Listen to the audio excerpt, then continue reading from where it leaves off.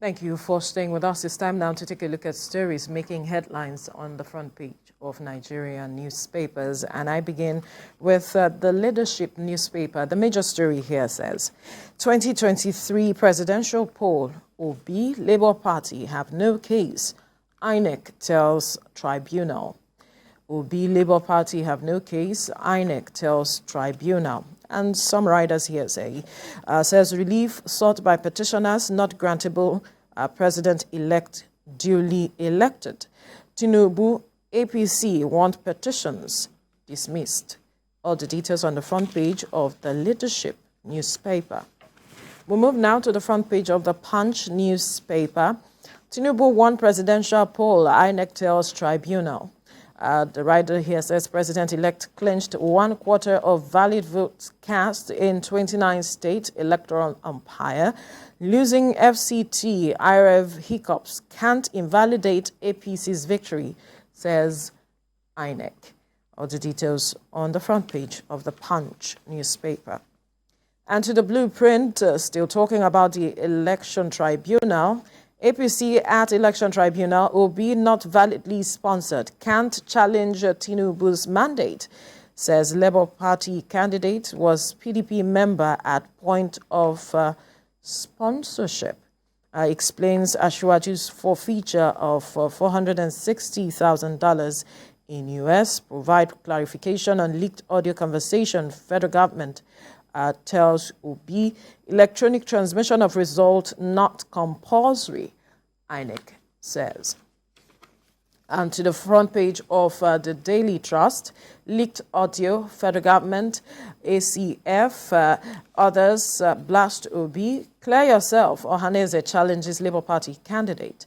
Exploit to divert attention from Obi's petition, Afenifere leader. Arewa elders one Labour Party candidate against unguarded utterance. You find all the details on the front page of the Daily Trust. And to the First News newspaper now, Don't plunge Nigeria into crisis. Arewa elders warn Obi, says his utterance over 2023 polls capable of triggering repeat of 1966 coup, accused Labour Party flag bearer of displaying anti-democratic tendencies capable of causing civil disobedience threats. Insists Tinubu must be sworn in on May the 29th. You find all the details of this the story on the front page of the First News newspaper. Kim.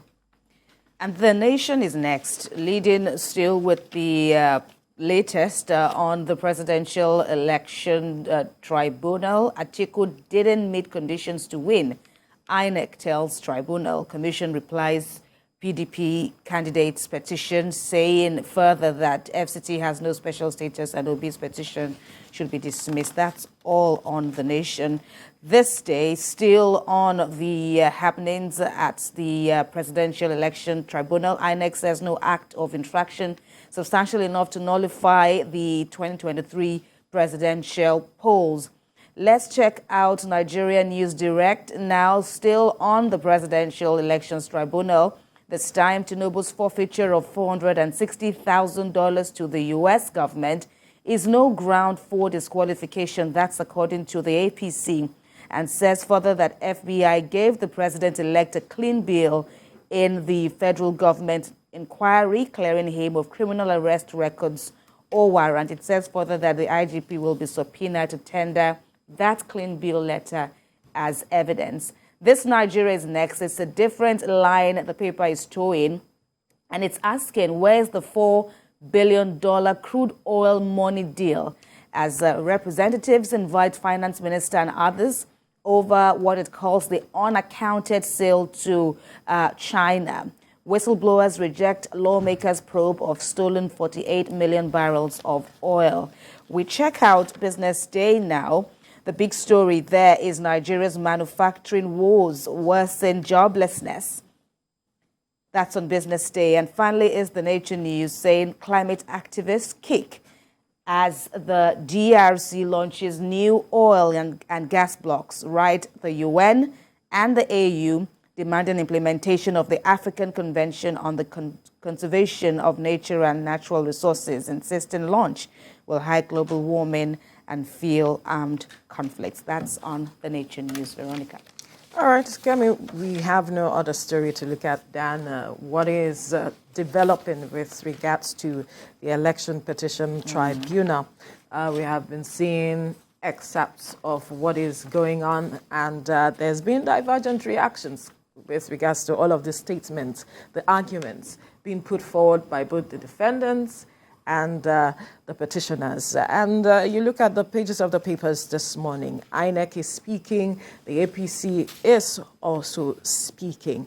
INEC has said that in its defense that it conducted the election substantially. There's really nothing to bring about the nullification of the election or the emergence of the APC presidential candidate or the president-elect as it stands. And that the use of the IREV, it's not something that was more like a must that they could have used at the time. Recall that INEC and even the minister, one of the ministers came out to say that there was a number of attacks on systems, both that of INEC at that period, about 12 million attacks that they recorded. And we do not know if that was one of the reasons that INEC did not upload the results using the IREV at the time, but it's saying that it's not something that, based on the law, INEC can decide as it stands not to use the IREV at the time, perhaps if it sees or notices any threat to the system. And the APC came up with its own defense as well, talking about the fact that the Labour Party presidential candidate did not have the local standby because, as at the time, the Labour Party he wasn't really sponsored by the Labour Party. And so did not have a case. You are the lawyer here, so help us out with the technicalities. No, I'm just getting ready to enjoy the drama, because Absolutely. Apparently the fireworks have already, they've started already. So it indeed promises to be a frenzy over there at the court, because at a point or at the onset it was like the Labour Party and the PDP who are contending with the victory of Bola Tinubu, where, the ones coming out with their allegations. But now the APC is now coming out with its own cross-petition somewhat, saying that they too also have claims against the people who are even contending against our victory. And INEC is also not keeping silent on the matter. They are the first respondents after all, and they too are also understandably defending their records and saying they will come out with all the forms. And yes, you are correct. The issue of whether the results should have been uploaded on IREV real time, that has for long now been an issue, and they are defending they are not uploading it as soon as the results were being collated at the polling unit level and even on to the National Coordination Center. So there are really big issues, and the tribunal will have a number of 180 days to finish with its decision. That's up until the Supreme Court, and most likely that's where it will all end up. If it starts at the Court of Appeal stage, now it will still end up to the Supreme Court. So it indeed promises to be a very interesting, robust, drama, robust arguments. Like Father Cooker was saying, a lot, it's going to lie so much. The judiciary is wearing a big cap, at the moment. Nigerians have gone on to the polls, with their expectations, and understandably, there is this allowance for people to go to the courts, to the tribunals, to express their grievances. Yeah. So there is a lot now. Ordinarily, we shouldn't have to come to this level. If at all we want to come to the courts level, it shouldn't be like, that should be like where all of us should head to eventually. We should have stopped at the polling stations. People have voted. Let their votes count. But yeah, this is Nigeria, and of course there is an allowance for it again. So let people go to the court. Let people utilize that opportunity to, check and, check their chances. Yes. Are we in the right, or is the victor really the winner? Let the courts decide. And I don't want to be in their shoes. this jurist that will take this onerous duty of sieving through this document. I mean, there's so many documents to sieve through. You will come with yours, I will come with mine. So many parties are involved, so many people are involved, and they all have a stake, you know, they all had a stake at the elections, and it's going to be you know, a very big duty, and let's not forget the legal personalities that will be involved.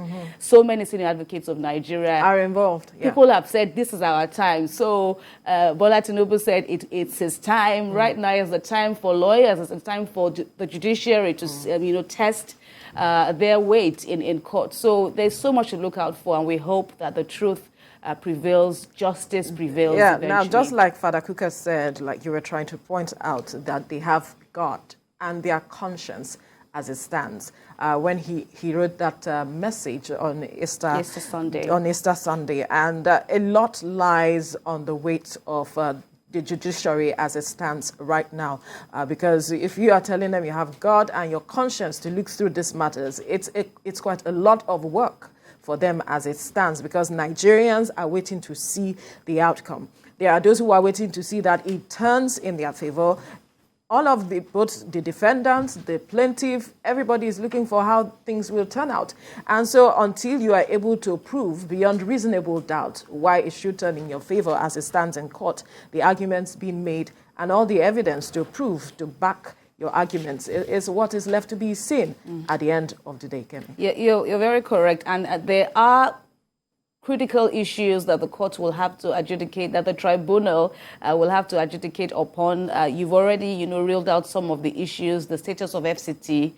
The courts have spoken before on, you know, on the issue, but of course we're having legal personalities, legal luminaries divided on the issue, and INEC has stuck to its guns, saying that the FCT is just like any other state. And so the fact that Bola Tinubu didn't win in the FCT doesn't mean that his victory should be annulled. He won the majority number of states, even if he didn't win the FCT. So as such, he remains the winner. Of course, this against the position of the Labour Party, for example, that says it won. The Labour Party won in the FCT, and so Bola Tinubu shouldn't have been announced the winner. And of course, the issue of the supposed criminal records of Bola Tinubu, that has also been replied to by the APC saying that, yes, indeed, he may have, you know, forfeited this amount of thousands of dollars to the U.S. government, but it wasn't. Over 400,000.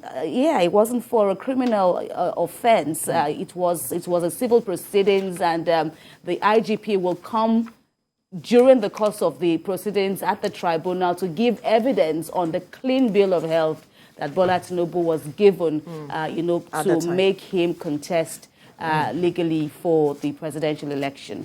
So the arguments will continue in court. Indeed. Not right here. So Indeed. And then the court will give its verdict.